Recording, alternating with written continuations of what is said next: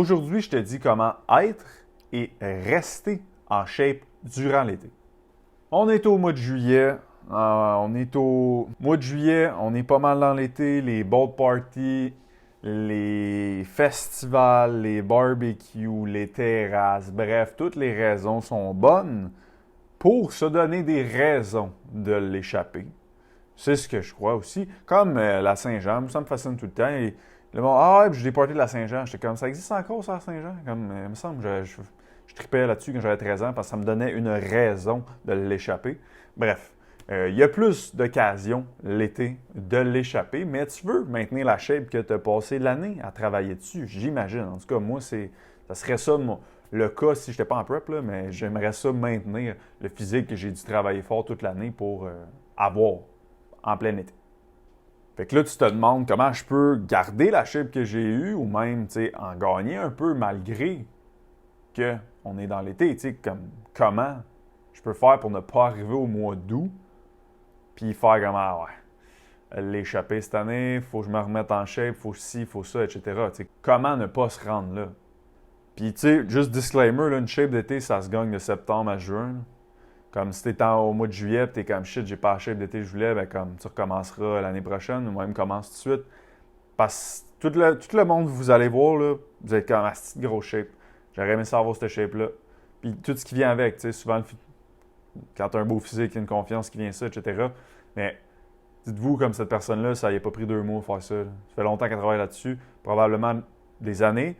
Puis comme le moment où ce n'était pas l'été, ben ils ont travaillé pour avoir une belle shape l'été. Donc, n'oubliez pas ça. Fait que si vous n'êtes pas satisfait de où vous êtes présentement, ben faites juste comme cold truth, mais faites juste faire ce que tu as à faire jusqu'à l'année prochaine. Donc, c'est quoi les actions concrètes que tu peux faire pour rester en shape ou même en gagner de la shape cet été? Je vais te donner 4 outils, 4 solutions pour y arriver. Pour ceux qui ne me connaissent pas, mon nom est Hugo Le Cavalier, je suis propriétaire d'HL Performance, une compagnie de coaching sur la rive nord de Montréal. Et nous, on aide les gens qui veulent prendre la masse musculaire et devenir forts. Notre mission chez HL, c'est d'offrir la meilleure expérience client pour que les clients aient de vrais résultats sans se sentir comme des numéros.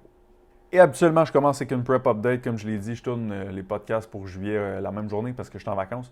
Fait que je ne vais pas faire une prep update, je vais vous parler de ce que j'ai fait il y a 2 jours. Je me suis forcé à sortir de ma zone de confort, donc pour ceux qui me connaissent vraiment pas pantoute, moi j'ai 2 peurs dans la vie, prendre l'avion, parler en public. Puis là, vous allez me dire, mais là tu fais des podcasts, tu mets ta face partout sur Instagram, je sais pas. Pour moi, c'est pas, j'ai pas de feedback en ce moment, me parle à moi-même pas mal. Là. Oui, il y a peut-être 200, 300 personnes qui l'écoutent, mais dans ma tête, je les vois pas, ces personnes-là.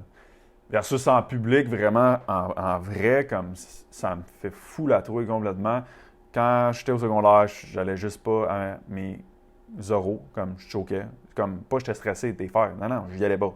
Comme, ça a duré, je suis vraiment mieux qu'avant, mais là, je sais que c'est de quoi qui me freine, puis j'étais vraiment tanné de ça. Fait que j'ai décidé de m'exposer. J'étais allé à Toastmaster avec l'API, lui aussi, gros props d'être allé là.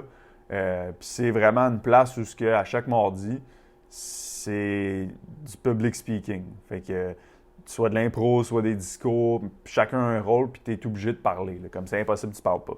Fait que j'étais allé là, mardi soir. Il fallait que je parle 2 fois devant 25 personnes. Ça me fait réaliser à quel point c'est puissant de sortir de sa zone de confort parce que déjà, la 2e fois que j'ai eu à parler, j'étais comme pas bien, mais moins pire que la première de la soirée. Puis, tu sais, on va y retourner de semaine en semaine. Je sais que ça va avoir vraiment un gros impact sur moi. Donc, je vous invite à sortir de votre zone de confort à fond. Puis aussi, je vous invite à vous écouter. Comme, si c'est un concept que j'ai vu avec ma psy, mais tu sais, puis j'en ai parlé dans un dernier podcast, de stack des small wins. Mais pourquoi c'est important de stack des small wins? C'est que tu gagnes confiance quand tu prends tes propres décisions. Mais l'affaire, c'est que si tu sors de ta zone de confort vraiment too much, puis tu te plantes, là, tu perds confiance à tes décisions quand tu dis « Ah, je vais sortir de ma zone de confort ». Fait que t'es mieux d'y aller step by step, puis de te rendre à ta vitesse, mais au moins à chaque fois, tu es comme « Hey, j'ai sorti de ma zone de confort, j'étais pas bien, mais ça a bien été, je vais le refaire ». Par contre, si tu le fais too much, puis ça va pas bien, tu vas avoir bien, tu sais, comme tu vas vouloir vraiment moins le faire. Fait que Oui, sortir de sa zone de confort, c'est bon, mais je pense que c'est de vous connaître, vous écouter, d'y aller step by step pour ne pas perdre confiance en vous à travers ce processus-là non plus. Donc, c'est pas un update de prep, mais je trouve ça quand même cool de vous le partager. Donc, si on revient à comment rester en shape, comment être en shape l'été, la première affaire, c'est de comprendre que si tu fais complètement l'inverse de ce que tu faisais pour avoir la shape que tu as présentement, c'est sûr que tu perds. Comme si présentement, ou pas présentement, mais l'année dernière, moi, tu t'es entraîné 4 fois semaine, tu as bien mangé 80-90% du temps, donc tu suivais un plan qui était fait pour toi, tu pesais tes affaires, tout à la lettre, etc. Tu buvais 0 à 4 consommations semaine, puis tu dormais ton 7-8 heures par nuit. Si là, on arrive l'été, puis là, tu te mets à skip des workouts, à mal manger, à boire 15 consommations par semaine, puis à dormir 5 heures à cause des parties, comme arrête d'écouter le podcast live. Là. Tu m'écouteras épisode, je sais pas combien, à la fin du mois d'août, quand je vais faire un épisode sur comment rattraper la shape que j'ai échappée cet été. Parce que c'est la triste réalité. Tu peux pas penser faire des choses différentes puis avoir le même outcome. Comme c'est impossible. Fait que first, il va falloir que tu sois honnête avec toi-même et te dire, il va falloir que tu continues de faire en majorité ce que tu fais. Il va falloir que tu continues de faire tes 4 workouts. Il va falloir que tu continues de bien manger. On va le voir dans pas long, les stratégies qu'on peut utiliser avec ça, mais il faut que tu continues de bien manger, continue de surveiller ta consommation d'alcool. Si tu bois 30 verres par semaine, oublie ça, c'est sûr. Ça ne sert à rien que tu écoutes ce podcast-là. Si tu te mets à dormir 5 heures une fois par semaine, une fois 2 semaines, c'est pas un big deal. Si tu fais ça tous les jours, ça devient un big deal. Parce que la réalité, c'est que tu devrais continuer à faire ce que tu fais présentement la majorité du temps. Si c'est identitaire, puis t'es de même dans la vie, tu vas continuer à le faire. Si mettons, si tu as de la difficulté à continuer de le faire, c'est que c'est pas identitaire. Tu n'es pas devenu une personne qui fait ça dans la vie. C'est pas toi encore. Donc, ça va être vraiment de travailler ton why, tu n'es peut-être pas sur le bon, ou vraiment de faire un changement identitaire pour vraiment comme. Moi, pas passer l'été que je vais arrêter de m'entraîner. C'est moi à m'entraîner. Je ne comprendrais pas une vie pas d'entraînement. Mais je n'étais pas de même avant. Quand j'avais 16 ans, je m'entraînais on and off. Mais tu sais, au fil du temps, tu deviens changer d'identité, tu deviens bâtir de nouvelles habitudes. Fait que tu sais, ça serait de retravailler ça si tu penses que tu as tendance à arrêter de faire les bonnes choses l'été. Donc, étape 1, ça va être vraiment de garder les actions que tu fais présentement pour avoir le même physique que tu as présentement cet été. Deuxième étape, ça c'est vraiment une bonne stratégie honnêtement, c'est d'avoir un déficit calorique pendant la semaine, plus agressif, sachant que le week-end, ça risque d'être peut-être un surplus calorique.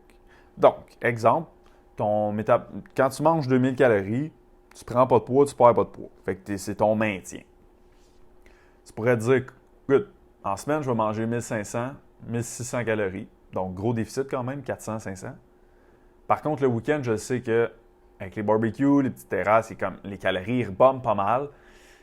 Tu es peut-être à 2300, 2400. Mais si tu regardes le nombre de déficits caloriques au bout de la semaine, tu es quand même en déficit de genre 1000 calories de cette manière-là. Fait que tu peux quand même aller chercher une perte de gras.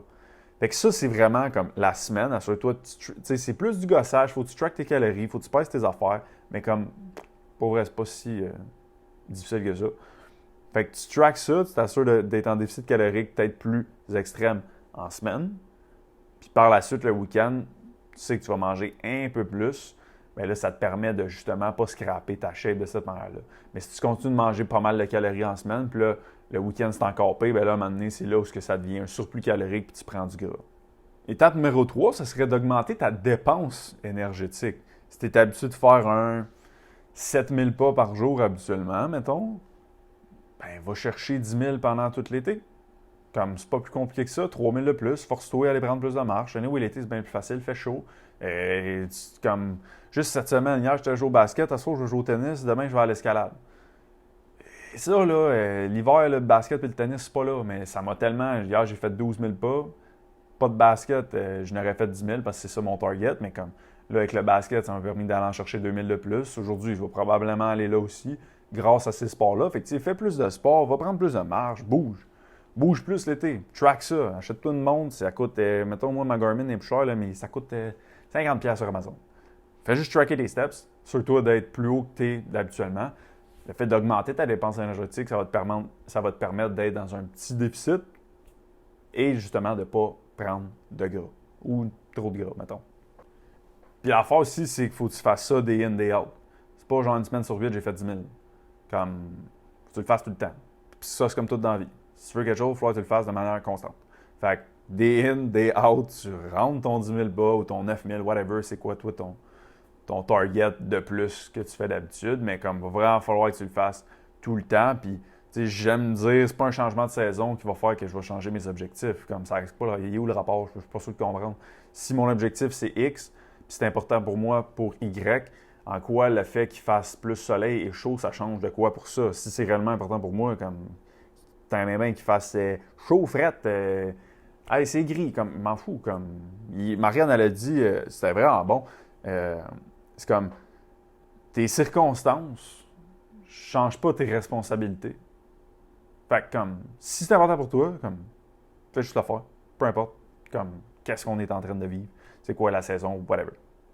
Et la dernière étape, c'est de dire le mot N-O-N. Dire ah non merci, je vais juste prendre un verre, c'est bon pour moi. Ah non merci, je ne prendrai pas de crème glacée ce soir. Ah non, moi je vais partir un peu plus tôt, ça ne me tente pas de me coucher à 5 heures. Ah non, ce soir je vais faire autre chose. Ah non, ce soir je vais aller au gym. Comme, tu as le droit de dire non. Si c'est important pour toi, comme, dis pas non juste pour. Hey go, m'a dit, il fallait que je dise non. Comme, non, mais comme, dis oui si tu as envie de dire oui. Mais comme, tu peux dire non. Tu sais, si tu sens que prendre 5 verres d'alcool, ça va te faire chier, mais là, tu te sens pressurisé parce que là, le monde à côté, ils te mettent un peu de pression parce que les autres, ils se sentent donc bien, pas bien qu'eux autres. Parce qu'ils sont pas capables d'être disciplinés, eux autres. Fait que là, ils sont comme, ah ouais, bois. Je veux pas me sentir tout seul. C'est un peu ça. Ben, si ça te fait chier prendre 5 verres et plus, dis non. Pas bien plus compliqué que ça. Puis, si ils te font comme ils t'encouragent pas là-dedans, c'est pas tes amis. That's it. Parce que pour vrai, comme, ça serait quoi la. Si on pourrait faire une définition, là, ami-ennemi. Si je vous demande c'est quoi un ennemi, c'est quoi qui ferait cette personne-là? Ben, il m'encouragerait pas, il ferait exprès, il veut pas me voir réussir. Mais quand vos amis vous forcent à prendre de l'alcool, même s'ils savent que c'est important pour vous de pas en prendre, moi, je rentre ça dans la catégorie ennemi. Je comprends que c'est pas vos ennemis, mais c'est juste. Oubliez pas non plus que à la fin de la journée, vous êtes couché tout seul dans votre lit, dans votre tête, vous n'êtes pas bien avec vous-même, puis comme. C'est votre responsabilité de dire oui quand vous avez envie de dire oui, de dire non quand vous avez envie de dire non. C'est propre à chacun le non, le oui, mais dites-les quand vous avez vraiment envie de le dire. Puis je dis pas de pas en profiter. Comme, don't get me wrong on this, c'est zéro ça que je dis.